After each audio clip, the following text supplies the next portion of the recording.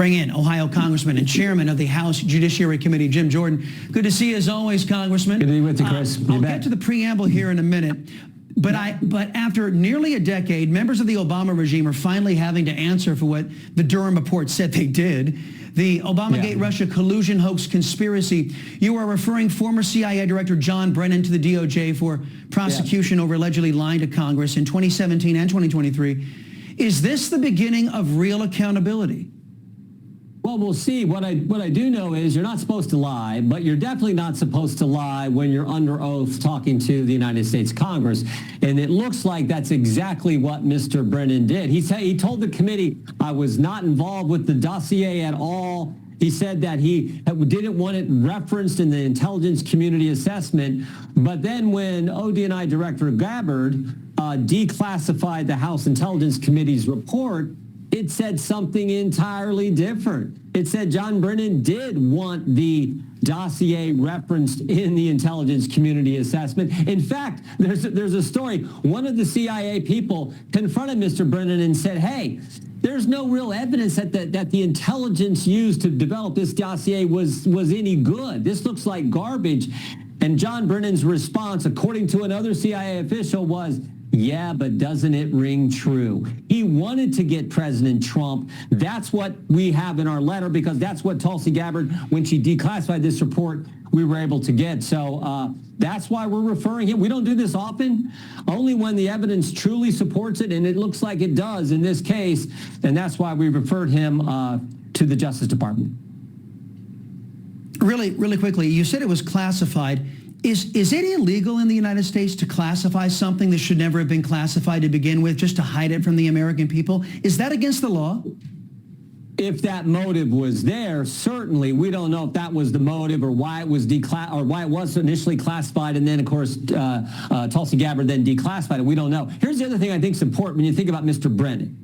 I think this is part of a pattern. We also included in our letter, in this referral letter to the Justice Department back in 2017, when it looks to me like he lied to Trey Gowdy, then a member of Congress, when Trey asked him questions about the dossier. And then, of course, we were deposing Mr. Brennan last Congress when we were looking at the 51 former intel officials who signed that letter, which said the Hunter Biden laptop was part of a Russian information operation, which was all garbage. So there's this pattern of not being square with the American people and not being square with the Congress. And we think that's all important, too. The context is all important when you look at Mr. Brennan's actions, right. How he Congress misled the country.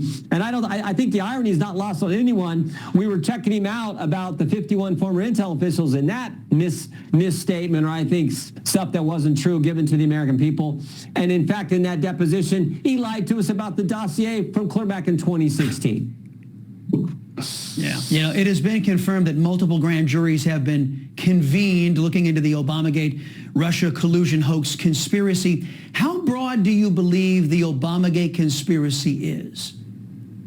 Well, this is when it all began, back in 2015, 2016. Never forget the basics. They took the dossier that was put together by the Clinton campaign when they hired the law firm Perkins Coie, who hired Fusion GPS, who hired the foreigner Christopher Steele, who wrote the garbage document. They used that garbage document. They put it in the ICA, as we found out today. They also used it to go to the secret court to get the warrant to spy on President Trump's campaign. And then they did all this.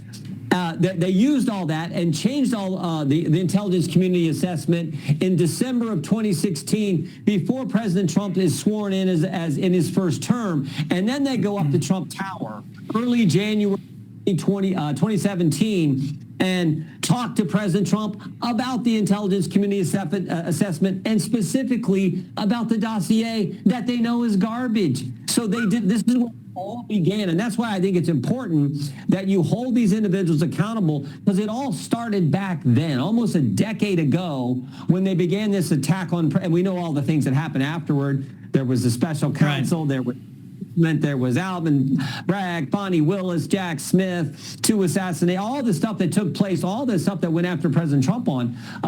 But it began back here with Brennan, Clapper, and Comey. And now, again, I think we have strong evidence that John Brennan was not square with the United States Congress when he was under oath. Okay, last thing I have for you. Let's pivot to the shutdown. Word is the Republican Party is looking at shoveling more of our taxpayer dollars, more good money after bad, into the insurance companies in the Obamacare model, a failed model. The Democrats are saying it's failed. Now that guys like Mitch McConnell and others who reportedly stopped the Republican Party from introducing free market healthcare solutions, now that they're gone, they're going away, what do you think? You think the Republicans might see their way clear to stop doubling down on stupid, on Obamacare, and actually restore America's healthcare system rather than, again, throwing more of our taxpayer money after bad? Yeah, let's focus on bringing down costs. The way you do that is more health savings accounts, and more focus on that, or more focus on high deductible plans where people can choose and get. Most families, I think, particularly families starting out, they just want to know if their son or daughter gets, or someone in their family gets a real tough illness, that there's going to be insurance there to cover that. So I think that's where we really want to have the focus. But what I always point out about Obamacare is everything they told us about Obamacare turned out to be false. Remember when they said if you like your plan, you can keep your plan. If you like your doctor, you can keep your doctor. They told us premiums will go down. President Obama even said premiums will go down on average $1,500. Well, none of that stuff worked out. And it was so bad they said, well, we're going to expand it. Then we're going to increase it. Then we're going to do the increase. We're going to expand it again, the increase we already did. And that's where we're at now. And why don't we go to things that actually will lower premiums and help families? So I hope that's where we'll focus. That's certainly where I want to focus. Yeah, and the Democrats are saying now that they've failed and screwed up the entire healthcare system, trust them. Let's all go single payer. Bernie Sanders is out there saying that. Congressman Jim Jordan, thank you very much. Appreciate the time as always, sir.